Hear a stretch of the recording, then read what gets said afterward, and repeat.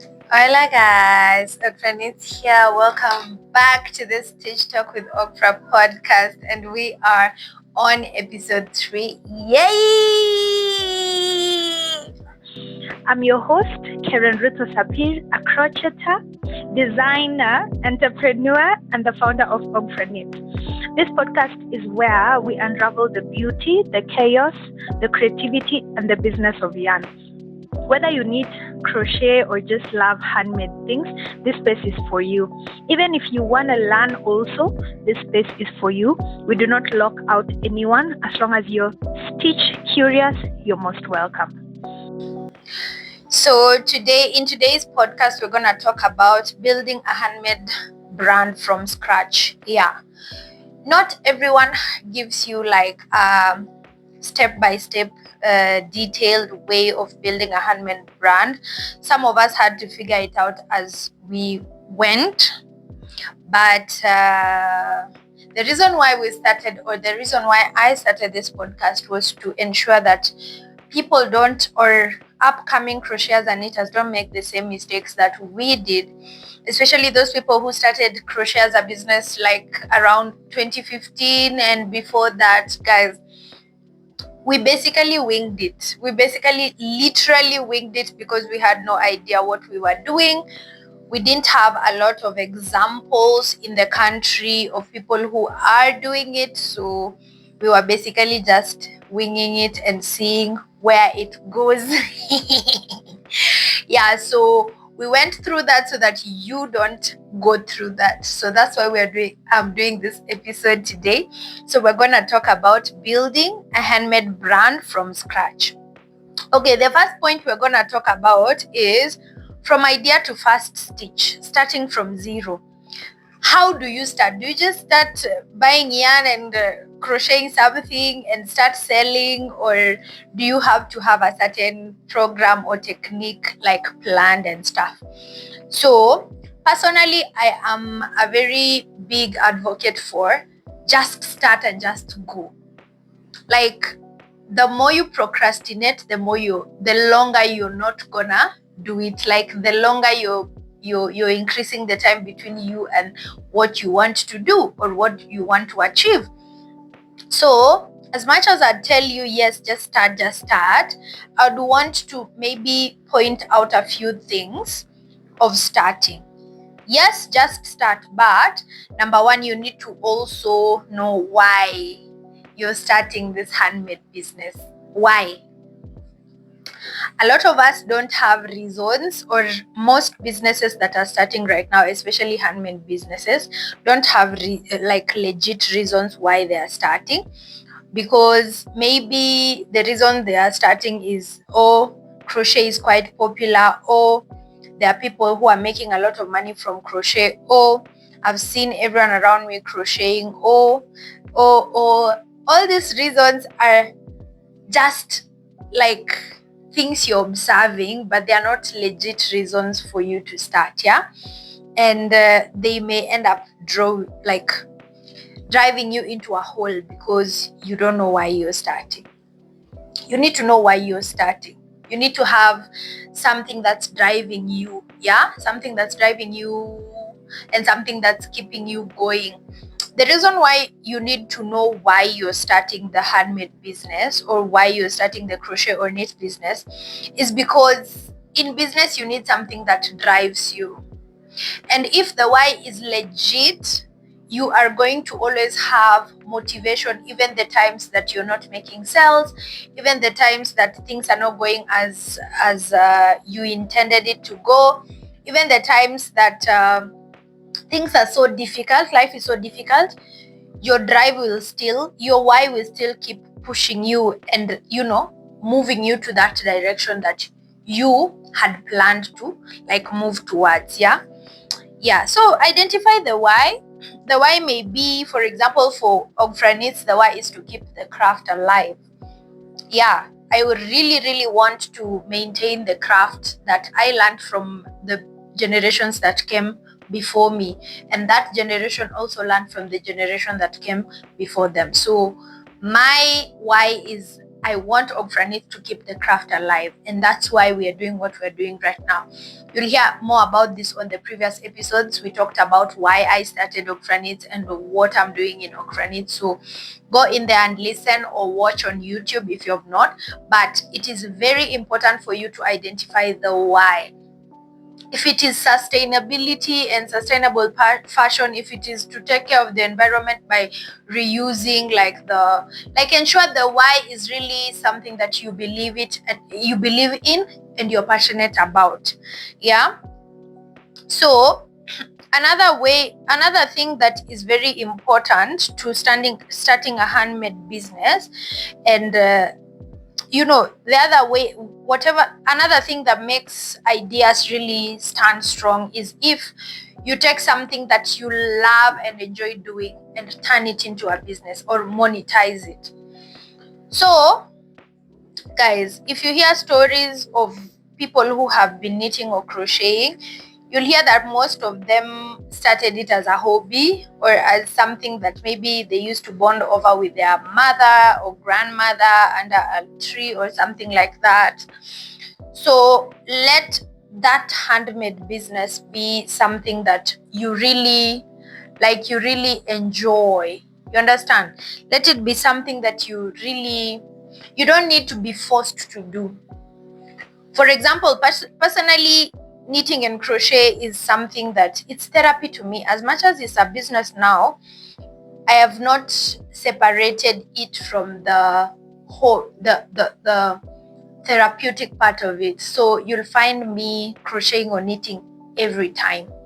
Anytime you see me, or anytime you see me when you check my bag, you'll find knitting needles or crochet hook and yarn. Why? Because anytime I am in a position where I have time, I will just pick up my needles and knit. Anytime I'm in a cafe, I'm having my coffee, I'll just pick up my needles and knit, or hooks and crochet. So it's something that's, let's say, knitting and crochet is my lifestyle. It became my lifestyle before it became a business. So now that's a business, I don't need to be pushed to do it. Anytime I receive a call about a student wanting to learn, it comes in so naturally. You think I've been teaching for 100 years. Like, I know exactly what you need. Is it a child? How old is the child? I know which stage or which package they need to start from. If they are a total beginner, and the minute I meet that student, I will know exactly what the student needs. The minute I meet that mother or grandma who wants to learn, I'll immediately know what they need. And not because I went to a school of crochet or a university of knitting and crochet, just because I was so passionate about it. I still am so passionate about it that anytime I get to consume information concerning this specific thing or this specific topic, I devour it like coffee. Because I love coffee. This coffee is good, yo. Yeah, so you need to ensure that this thing or this handmade business, specifically I'm talking about knitting and crochet as a business, you need to ensure that you're really passionate about it. That's why I would advise a lot of people who want to start it as a business, let it be that you have done it for some time. Experience the characteristics or the joy or the calmness that knitting and crochet comes with first, before you say you want to do it as a business. Okay, there's some people who start and do it as a business automatically. However, sometimes you risk to get bored if it's not something that you enjoy doing. Yeah, ensure it is something that you'll go for. Anytime you're angry, you go for it, you start knitting and crochet and you feel better. Ensure this thing is something that you really enjoy doing and you can do anywhere. Ensure this is something that you're not ashamed of. Ensure this is something that even if you're in a crowd, you'll proudly remove your knitting needles and crochet hook and start knitting, and you won't feel somehow about it. Why? Because it's your peace, it's your place of calm, it's your place.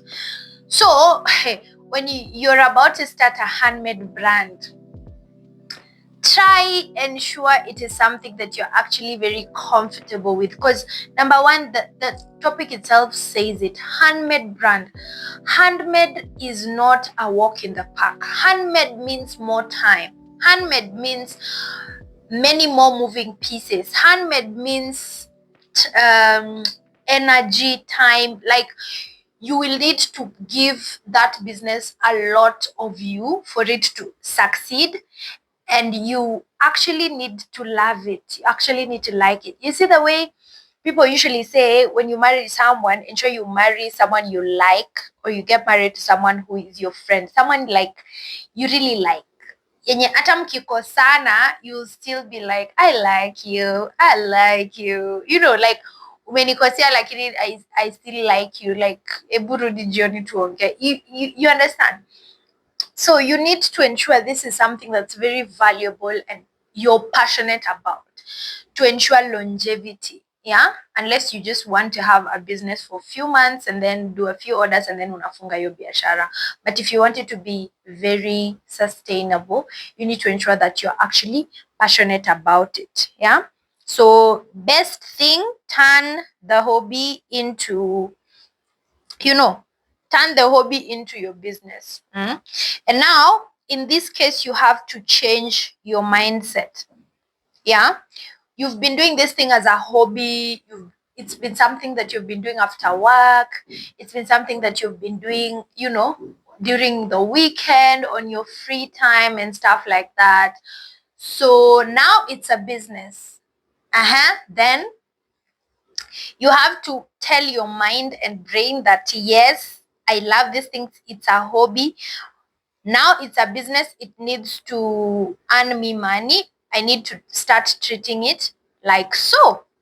So your mindset needs to change in terms of, okay, how am I setting this up as a business? Let me make it as professional as possible, because when it was a hobby, everyone around you knew, oh, huyu anashonanga, this lady or this person usually knits or crochets, but it stops at that.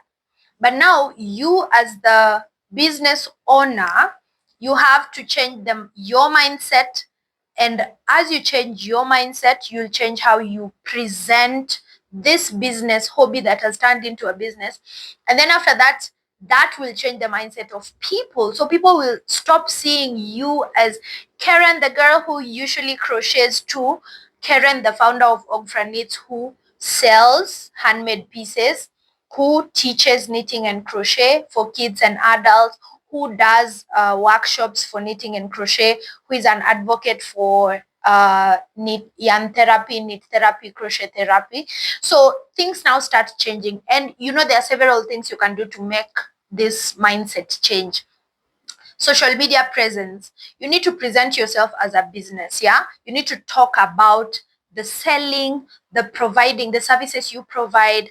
Oh, we make these on order. Start creating a catalog, take pictures and present it as a business, like talk about it. That's one of the ways you can start making it as a, like, changing the look from just a hobby into a business. Another thing you can do is start mentioning the pricing of your pieces. Now start pricing. For example, if I'm wearing the piece that I'm wearing, I'll start mentioning that, okay, this piece labor goes for 18,000. The yarn depends on whichever yarn you want to do, but it's up to you. Choose the yarn, and labor is 18,000, whatever. Like, start talking about the numbers so that people are aware you're not just doing it as a hobby. So they will not at any point come to you and say, so you make for me this for free. Erase that mentality from them by presenting yourself and talking about the pricing of your pieces. Once you start talking about selling, make an order, delivering, the type of yarn that we use, how much the yarn costs, that's why this piece costs this amount, A, B, C, and D, A, B, C, and D, you'll be able to make people know that this is a business and it is a serious business. It's not a joke. That's why you need to come with your wallet and vice versa, and so on and so forth. So if you don't present it as a business, people will not take it as a business. But if you present it as a business, people will take it as a business, and that will be the beginning of your business. Yeah. So after now starting the business and starting to talk about the business, you need to gather tools, initial tools that are required for the business. So for example, you can't be having a knitting or crochet business and you have one needle, one knitting needle, and you have one ball of yarn in your stash. What if someone makes an order of a black top and you only have yellow balls of yarn? It's possible to get the make a deposit and rush to buy yarn, but as a business person, you need to prepare yourself in advance. Like set yourself up for example, as I'm waiting for orders to come in, what will I be doing? I'll be creating pieces and new designs to promote on my social media pages so that people can then make orders, yeah, or buy whatever I've already made.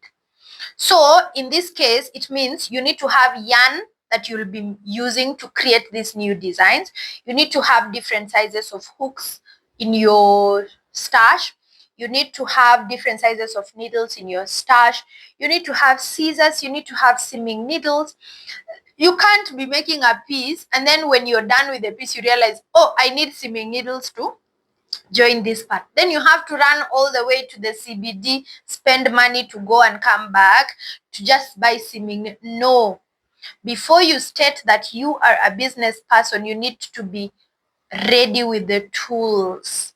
So that if today someone says I need a beanie and I need a black beanie, you can actually, if you have the yarn, the black yarn, and you have all other tools, you're able to start working on the beanie now. That is now what we mean by preparing yourself and being ready with gathering the tools that you require for starting this handmade business. Specifically, I'm referring to knitting and crochet business, yeah? So this whole thing, yeah, you don't know what this is, you don't know what this is. Now, as a business person, you cannot afford not to know. Why? Because you will look unserious in front of your customers if they ask a question or they raise a concern and you have no answer to it. Especially when they say, okay, so it's your client and the client will say, I just got this yarn and I was wondering what size would I use for like a hook to make this or something like that. And you're like, I don't know. What do you mean you don't know? You need to do your research. You need to go to all yarn stores, see what type of yarn they have, be ready with the information so that when a client comes and they say, I want a cardigan, yeah, you'll be able to tell them, okay, my labor is standard. Let me give you an example. For example, a client comes to me and tells me they want a cardigan. They have seen a cardigan on my page, but they want a cardigan. I'll tell them, okay, sawa, this cardigan, perfect. Do you want it loosely fitted or very fitted? I want it loosely fitted. Okay, sawa. So my labor is usually this amount, okay? If my labor is this amount, we have options of yarn available.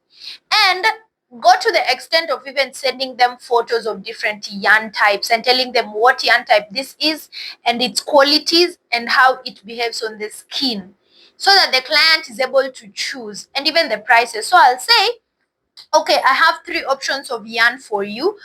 Personally, I would not give more than 3 options because I also don't want to confuse the client, because probably the client is just, they know nothing about yarn. They just came to you. So maybe the pricing is what will guide them to choose whichever yarn they'll choose, okay? So you can tell them we have local chunky yarn. This yarn is 100% acrylic.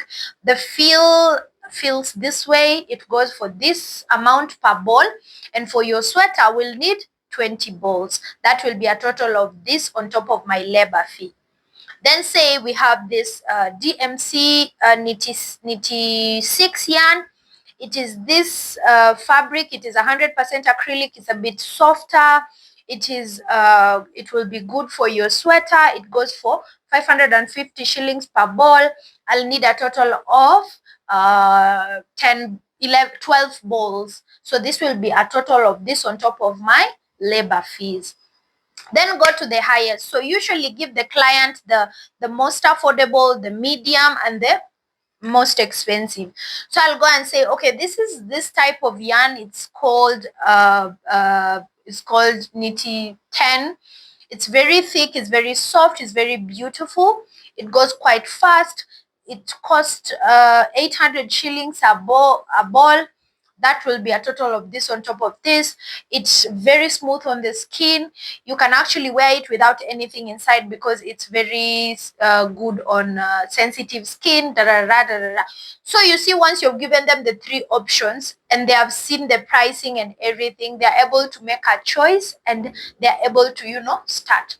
So once you've already given this array, the client already knows, this person knows what they're talking about. Like, your stuff.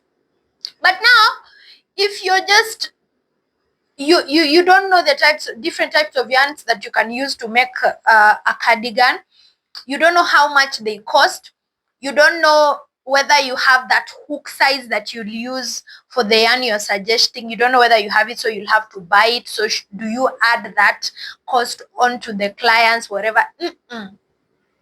If you want to start a handmade business, there's no room for error. There's room for error, yes, with some cases, but in this time where there's TikTok, there's YouTube, there's podcast, there's Spotify, there's YouTube channels that are mainly dedicated to just talking about yarn and knitting and crochet. In this time and age, there's really no room for error. No room for error. You can literally just go to ChatGPT and ask ChatGPT, hi, I have a client who's making an order. She wants a cardigan. She chose this cardigan from my page. Screenshot the cardigan, upload the cardigan kwa ChatGPT. Sema, I charged 16,000 for this cardigan. However, I that was 2 years ago. Now I wanna increase the labor a bit to 20,000. So which yarn would you suggest? Even give ChatGPT the yarn that you are thinking about. Say, I have 3 options, but I'm open to more suggestions. I have 3 options. I have this, this, and this. It goes for this and this and this at this shop. Yeah. So can you kindly develop for me a total breakdown cost if I use each of these yarns? My friend, ChatGPT will develop for you a detailed breakdown that you can literally copy and put on your like, send yourself that message, edit it to how you want it to look, send it to the client and tell her this is come on. You want to tell me at this point you can't develop a report? No. Now that is just laziness. I'm sorry to say this, but that is just now laziness, because at this age we have as many resources. If you're able to post on TikTok or post on YouTube or post on IG, it means you have bundles. Go to ChatGPT. It's free. ChatGPT is free unless you want advanced services. That's when you have to pay for it. But it's free for specifically just writings. If you want it to develop for you images, that's when you'll have to pay something. But ChatGPT is free. Utilize AI. It's coming anyway, so why not be as comfortable as possible to it? And I'm not saying that we should stop thinking for ourselves. I'm saying that you should ask these resources to help you develop or package your breakdowns and your messages and your better for consumption by the client or consumption by whoever you want to communicate to. Because God knows not all of us were blessed with very good English and perfect grammar and whatever, and you don't want typos on your message when you're sending a message to the client and your business. You want it clean and neat. That's why we have things like Grammarly, we have things like ChatGPT, we have things like autocorrect, auto whatever. Okay? Yeah, so that is important. So go there and detail things. Like, be as professional as possible. You can even tell AI to like, maybe you've written a message that you want to send to the client and you're feeling like it's not giving what it's supposed to give. Copy that message, put it on ChatGPT and say, can you make it a bit more professional? Simple as that. Itakutolea, and you'll copy it and ensure you've not sent the, would you also like me to develop a PDF? Alafu hapo chini maandika ChatGPT, don't send that. Ensure you've edited first before you send it, okay? But I'm just saying, in this age, there's no much room for error. Kitambo, like 10 years ago, there was room for error because we didn't have these things. Yeah, we learned as we went and we learned from our mistakes. But in this age, at this time, at this point, hakuna excuse. So if you're building a handmade business, ensure you're equipped with these things. Ensure you're ready with these things. When someone asks you a question, no room for mistakes, as I said. No room for mistakes. And then when you're starting and you are like gathering materials and tools, do not overspend. So how do you ensure you do not overspend? Because you also don't want to start a business and start, sleeping hungry because you've started a business. And also you want to ensure that you buy stuff wholesale. That's the first ever thing. So if it's yarn, if you are if it's yarn you want to buy, and you want crochet hooks and whatever, buy them wholesale.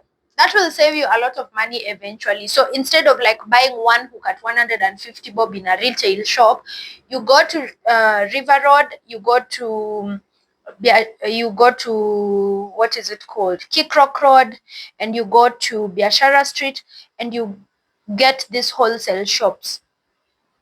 Instead, they'll sell you hooks in dozens, yeah? They'll sell you yarn in packets, and it's way cheaper if you buy them in wholesale. So that's the best way to save money, and that's the best way to not overspend.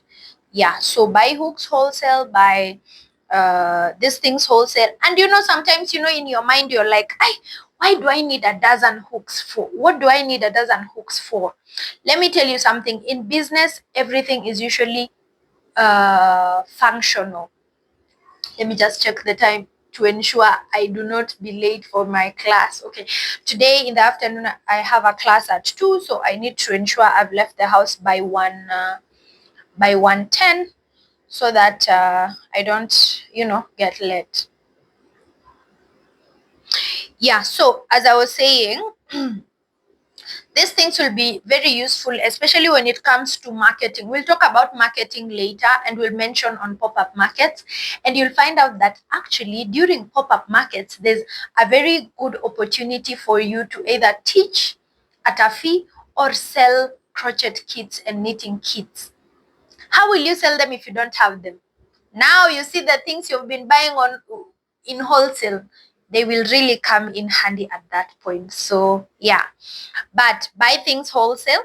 Yeah, do not buy things retail, because it will just cost you a lot of money for nothing. Yeah, if there's a shop that's doing a clearance sale, run there, get your stuff. But I'm not saying you buy low quality. I'm saying buy good quality yarn on wholesale.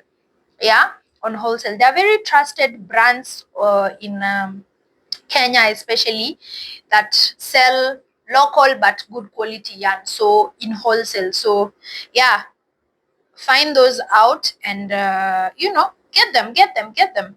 Personally, wholesale yarn, local yarn, I usually buy at Chambeke. There's Kakasimba shop, and there's Eva Sales Ltd. And then in the line of Eva Sales in River Road, you'll find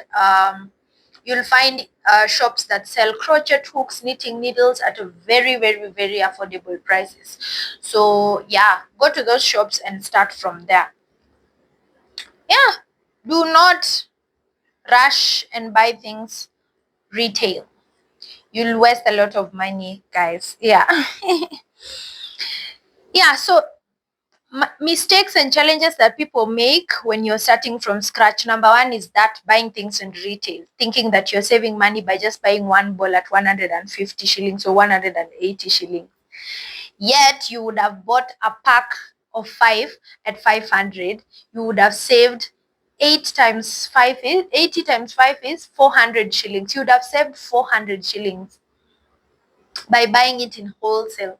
Yeah, you'd have added another 100 shillings on top of that 400 and you would have gotten 10 packs. But if you buy like in retail, one ball at 180, 5 balls will be how much? Hmm? Hmm? Maths, my guy, maths. Yes. So that's one of the mistakes that people make. Number two, another mistake is comparison. Don't compare yourself when you're starting. Don't compare yourself negatively with the people who started 10 years ago. Come on. You're not a magician. There's no way you're gonna be like the people who started their handmade business 10 years ago. They've been working for 10 years and you're starting now. You expect to also your business to be the same, in the same level as they are. Even if, let's say, you have money, you can, you can supply your business and all, you still need that practice and time to like finesse your skill to get into the design level that these people have gotten into. So don't compare yourself negatively. There's the positive comparison, that you're comparing yourself to a brand that has already made it, and you are comparing yourself in a way to grow and a way to learn. For example, you'll be like, oh, Ogfranit has been doing this for a long time. Ogfranit looks like a brand I would want to emulate or imitate. Let me go to Ogfranit's page and see how she does her content, or what else is she doing apart from doing ordered pieces, or what else. Like, you need to think, you need to know that positive comparison helps you grow, but negative comparison keeps you stagnant. Yeah, so the negative comparison will be like you beating yourself and saying, see, I have done all that that so and so has done, why am I not getting customers as she is? Guys, let me tell you something. Another thing is, building a clientele takes time. Let me tell you something. Building a clientele takes a lot of time. You won't even believe. It needs patience. It needs you to be very consistent. It needs you to speak your like you need to speak, drink, walk your business for your business to be like noticeable, and for your business to have a certain clientele in a Rudy every time. A clientele that sticks and stays for a long time and comes back again.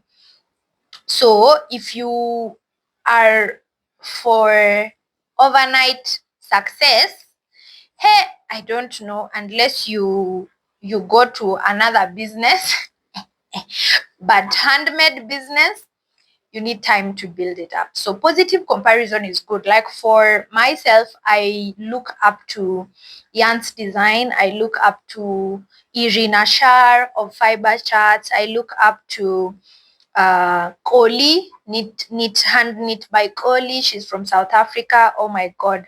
I look up to all these people, and I am fascinated by different aspects of their businesses. For example, Fiber Charts, I'm really fascinated with how she was able to just grow her YouTube channel and make it something very serious.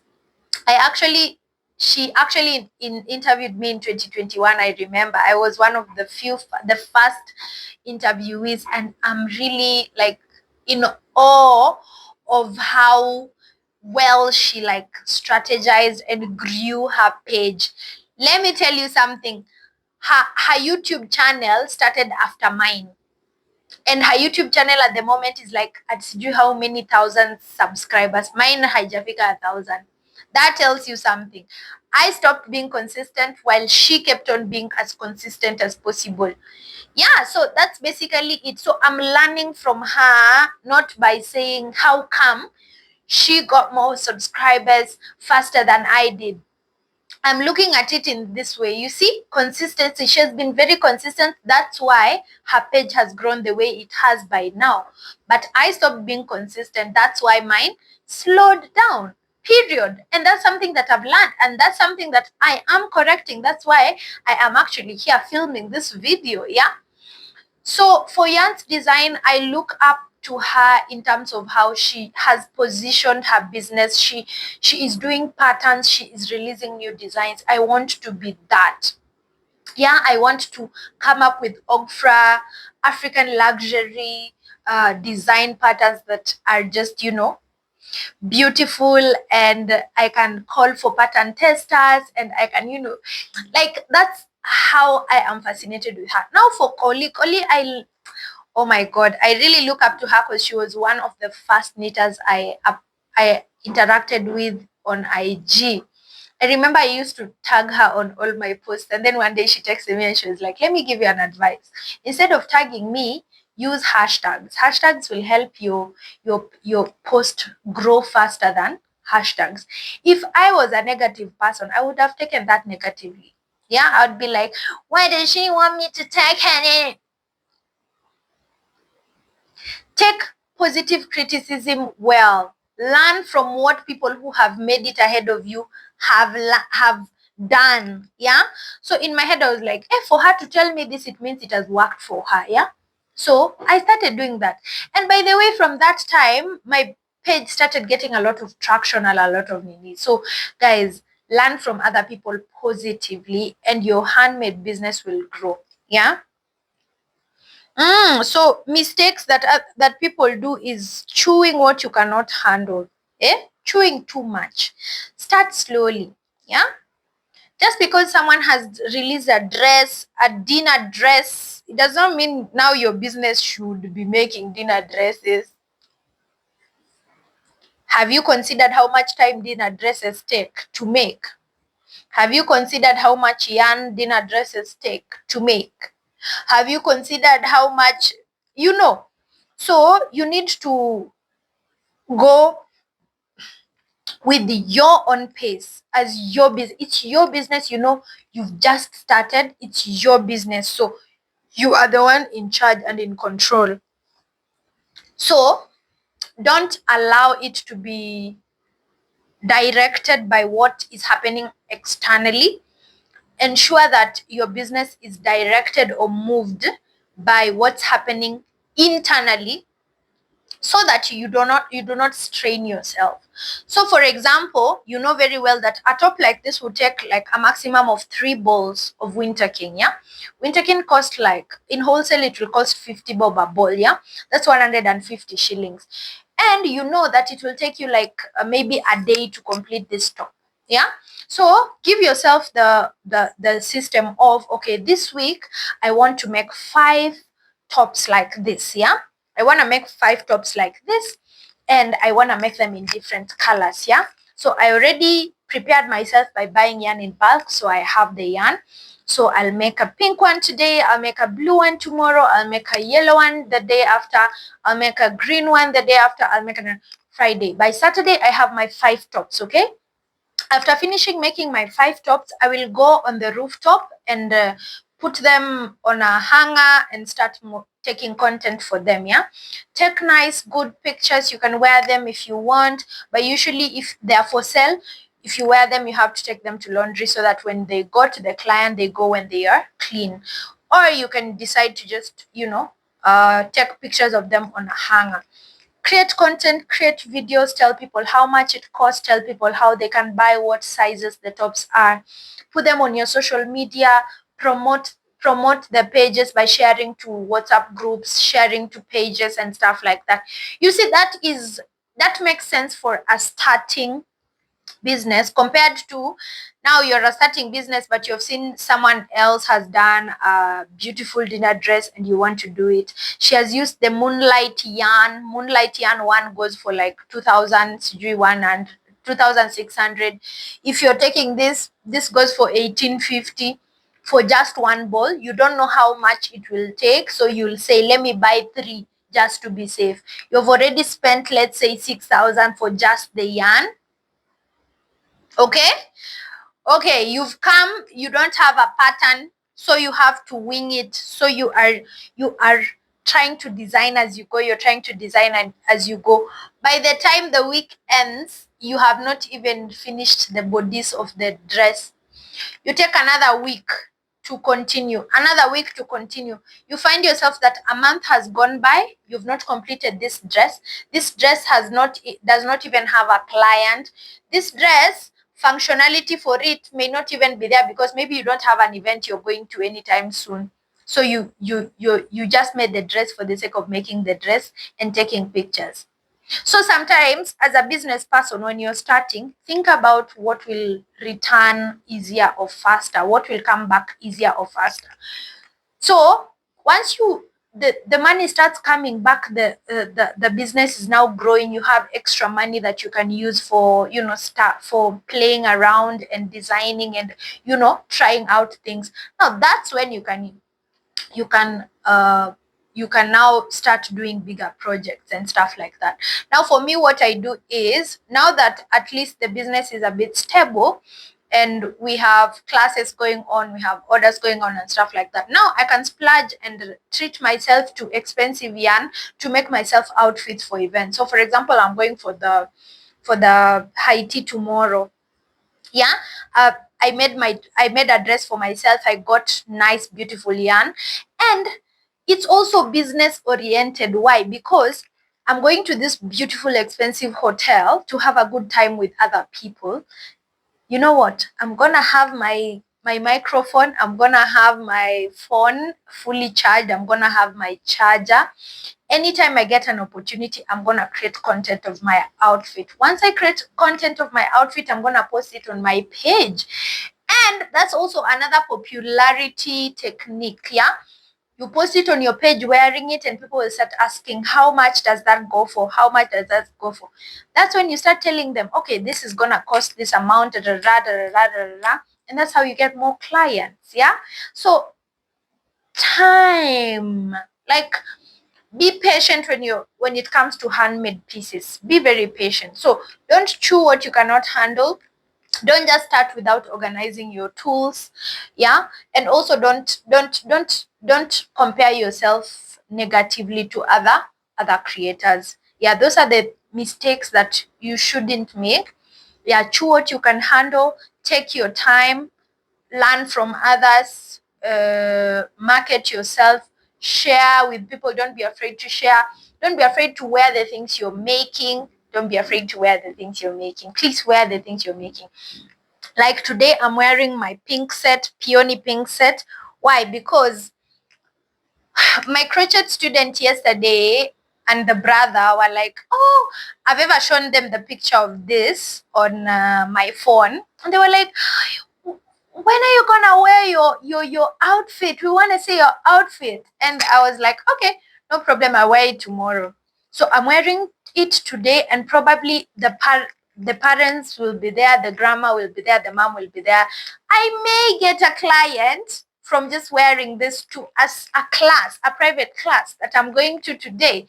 So, and maybe this will arouse conversation on, oh wow, so how do you make it? Then now I'm able to say, oh, I also make cardigans. These are the prices of my cardigans. These are the type of cardigans I've made and stuff like that. You don't get clients by being silent, guys. Business needs you to be shameless. My friend, shameless. Shamelessly plug yourself. Even if you look like you're trying too much, let them say you're trying too much. Let it be you're trying too much. Because the money, when it comes to your account, and when you have paid all your bills, and when you're buying yourself nice things and you're enjoying time in good restaurants, good food, no one will say she's trying too much. You'll be reaping the fruits of your labor, of your trying too much. So please, always speak, always plug yourself as the first option. If someone is setting up their BNB and they're like, oh, Nini, there are some things I don't have yet, Mbona usemi you can make a throw blanket for them at this amount? Mbona usemi you can crochet something for them? What? Mbona hausemi? Sema. Do not be afraid, yeah? And then also be realistic with your goals. As I've said previously, don't chew what you can't handle. By chewing what you can't handle, also, it needs you to be very realistic with the goals that you set for yourself. So, for example, you've started a handmade business today. Your goal can't be, we want to now be billionaires by next month. Unless you're a trust fund baby and you're already a billionaire and we don't know, but you have to put realistic goals. Yeah, realistic goals. Put realistic goals and say, okay, this week I just want to do 3 beanies, just 3 beanies, and create content for them and post them on all my social media platforms and send them to at least 3 WhatsApp groups. That's it. Ukianza, that's it. Especially for those people who are on an 8 to 5. Sometimes you need to be as realistic as possible because you'll come back home when you're tired. You've been shouted to by the boss and then you want to come back and do 20 tops. How? Unless you're Superman. But you need to be very realistic and set goals that are very realistic. So just say, since you're on an 8 to 5, you're busy from 8 to 5 p.m. Say you're gonna create 2 pieces, maybe 2 small pieces, and you're gonna post them on your social media, on TikTok and IG, and you're gonna share them. That's it. But if you're not on an 8 to 5, you can say a realistic goal would be, let me make 4 beanies this week. A week has 7 days. Give yourself 4 beanies. Also, don't now start working to making you get a crash out. Don't give yourself too much work. You may be able to achieve it, but you also don't want to achieve it yenye you need 3 days to rest. No. Let it be subtle. Yeah. And also, as time goes by with more speed and more control, you'll be able to just move forward and start being able to do like 1 beanie a day or 1 top a day and stuff like that. So ensure that all these goals also involve you telling people about your business, because if you forget about that, you are gonna be doing stuff for yourself by yourself and no one will know about it. You need to speak out. You need to tell people about what you do for the business to start now making sense and now giving back to your pocket. Okay? Yeah, so that's it for today. We'll talk more about this main topic again because I think I have five more huge topics to discuss under this main topic, which is creating a handmade brand from scratch. So we've talked about starting from scratch. We've talked about things you need to consider. We've talked about mistakes that you should not make. We've talked about all that. So next time we're going to talk about something else. So look forward for episode 4, and thank you so much for the love you're showing.